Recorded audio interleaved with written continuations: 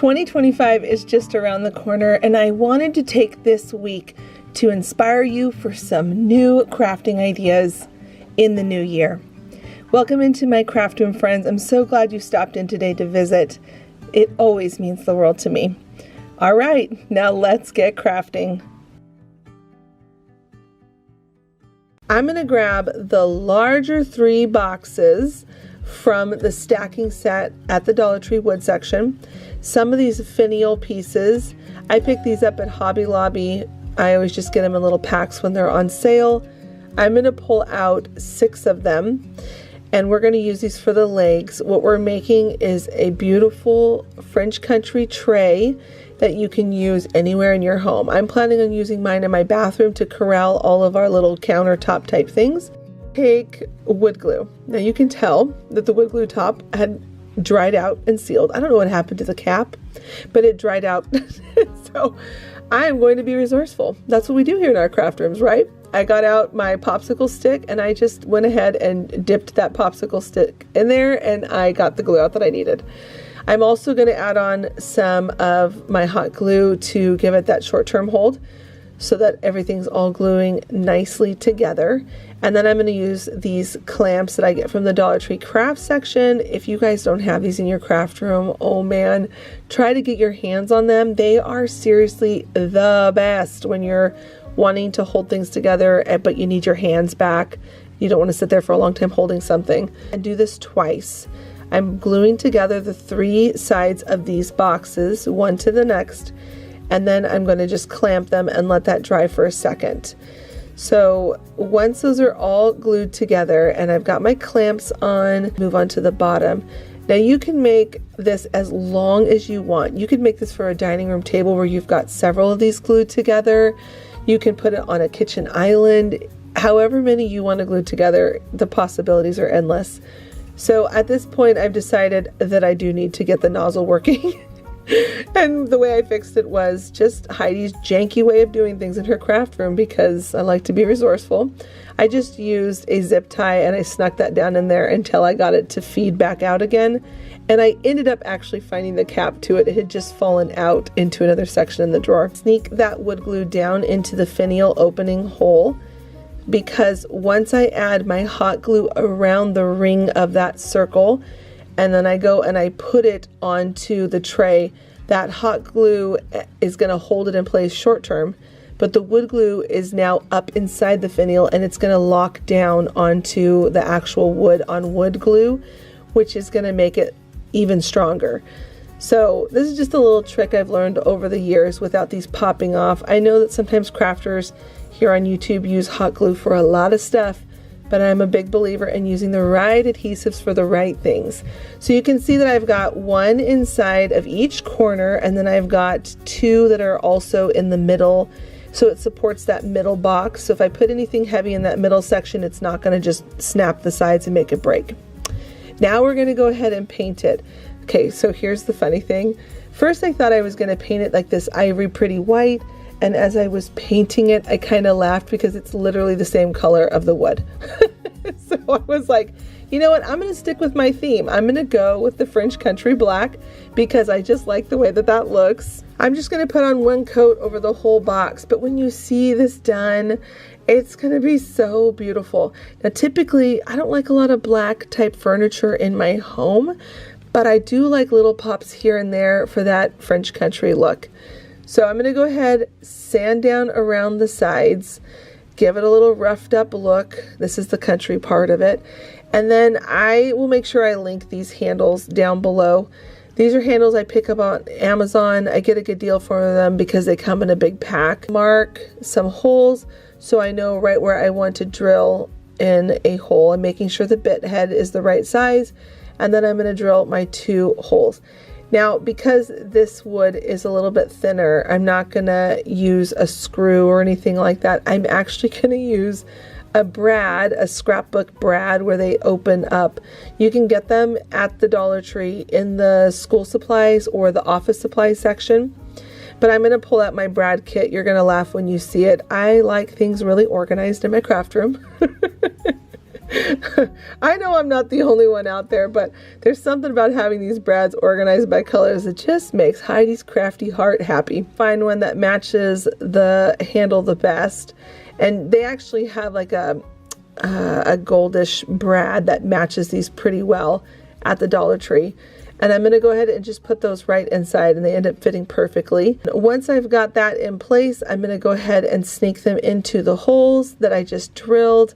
This is the easiest way to put these on, and it actually holds really well because we're going to lock it into place with some adhesive in a second. So you're going to see here, I was like so excited that these fit all in there so perfectly. Like, don't you love when a good craft plan comes together? You're making something and you think, hot dog. That was the exact size that I needed. That's exactly what I was hoping was going to happen. And then it looks so good and you get so excited about the finished product and how it looks. That's how I felt when I got these handles on the side of this. I'm like, oh, this is going to be so pretty in my bathroom on my counter to corral, you know, dental flossers and Q-tips. And then now I'm going to come in with some E6000 and glue those down into place. I'm using a popsicle stick just so I can kind of keep the mess under control. And then I did come back in, I don't show it, but I come back in with a little bit of black paint just to conceal that back part of the brad.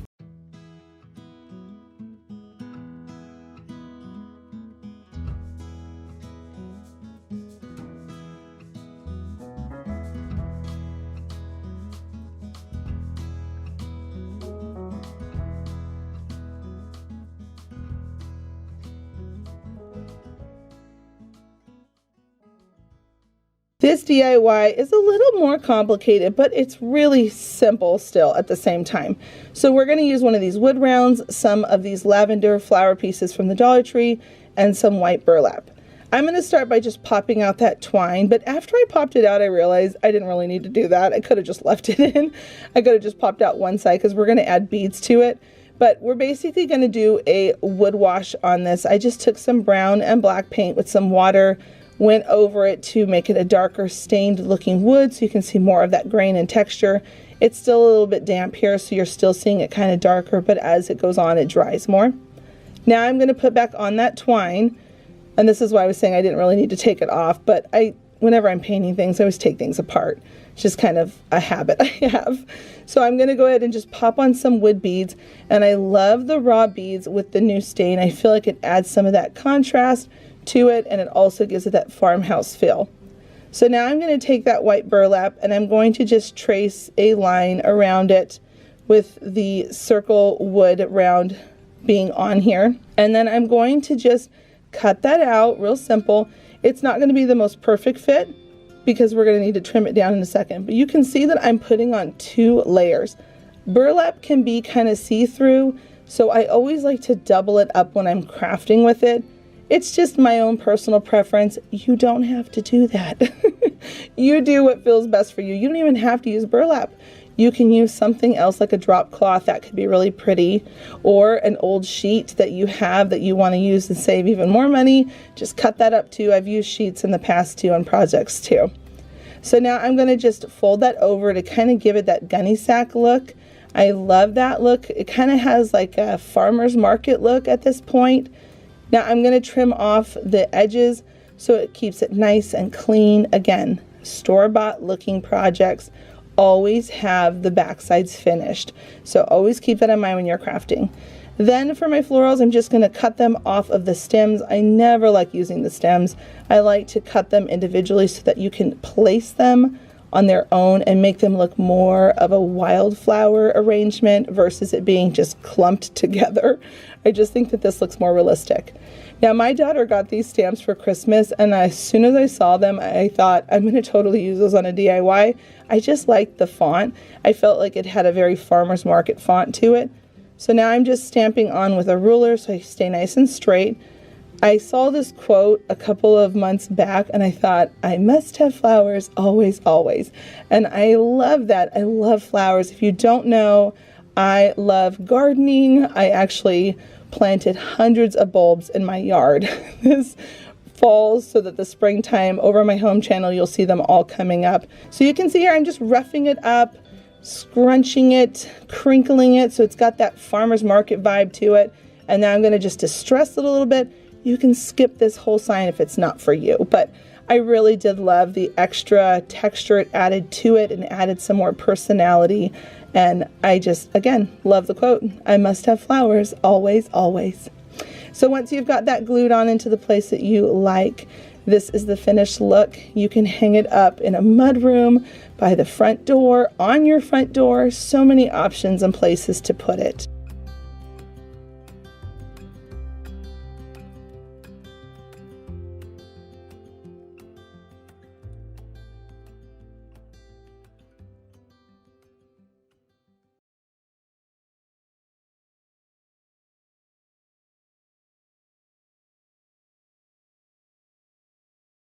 For this project, we're going to be using odds and end items from the Dollar Tree, a trash can, an oven cover, a plastic champagne flute glass, a little serving bowl, and then also this ring card holder. You can get this in their wedding section, and then a lid for a mason jar. We're going to bring all of these together to create a beautiful cloche wire decor piece. So I'm going to be using E6000 and hot glue on all of the things that I'm bringing together because that creates the greatest hold for long-term and short-term while the E6000 is drying. Once I have the bowl and the champagne cup on the bottom of that tray that you can use to cover up your oven burners, then we're going to go ahead and move on to the top. I'm going to put on that card placeholder onto the mason jar lid and then add that onto the trash can. Now we want to make sure it really locks in well, so I'm going to come inside the trash can and also add some more hot glue. Once everything was glued together, I simply took it outside and spray painted it a light gray, which made it so pretty. It is such a fun thing to be able to use for decor, and you can style it however you want for this upcoming spring and other holidays because it's such a neutral color.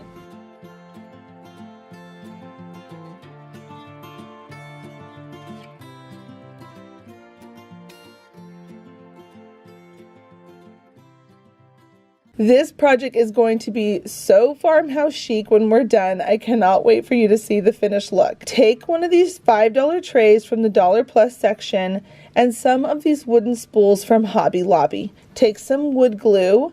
I'm going to put 3 lines and then I'm going to come back in with some hot glue, which is going to help lock it into place while that wood glue dries and gives it a secure bond to the tray. Then you're going to just pop that right on and do the same thing for each of the spools. This is creating a little lift leg on this tray. Paint the whole thing white, and when it's dry, take some washi tape that's a thinner washi tape and create 3 lines of washi tape on the opposite sides of the tray. Once you've got those on there and they're nice and smooth on, and you're going to want to make sure that you've got them all the way up to the corner, rub your finger across it, pressing down hard to make sure that it's bonding to the wood because you don't want it to lift up.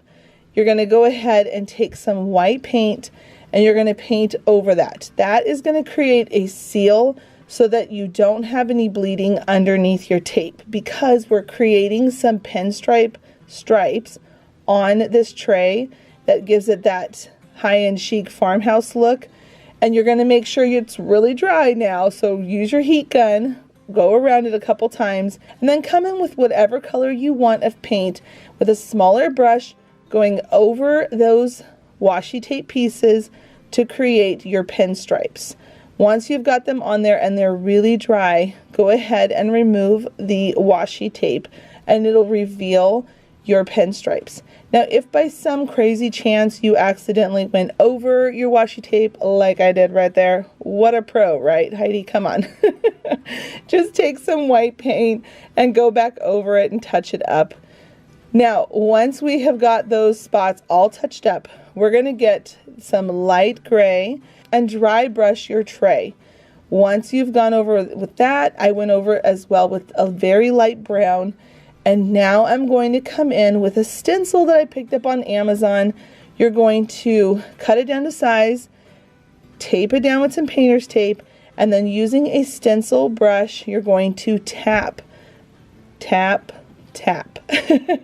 My arm actually started getting tired with this one because the stencil is so big. So you don't want to have too much paint on your paintbrush, and you just want to just keep tapping. You're going to see I'm going to go in my paint, tap down some, and then come back over and keep tapping until I've got a nice coverage. Then go ahead and pull off your stencil. Use the heat gun to make sure it's nice and dry because we're going to distress this some next. You could leave it looking really crisp, but we're going for that farmhouse chic look where it's a little bit beaten up, not too much. I like things just lightly distressed. So take some sandpaper, rub it around until you get the desired look that you want. Come back in with some more paint if you want to distress it more. It's up to you. And in the end, oh, this tray is so beautiful. I truly believe that crafting is so good for our heart and soul, and that God gave it to us to be able to find ways to express ourselves and our creativity. I hope you get a chance to be inside of your craft room. I am so grateful for every single one of you. Don't forget to give this video a thumbs up. It's always a way to give back here to my channel. And I'm going to recommend one of these videos. I hope you go and check it out, and I hope you feel inspired. And until the next episode, bye friends.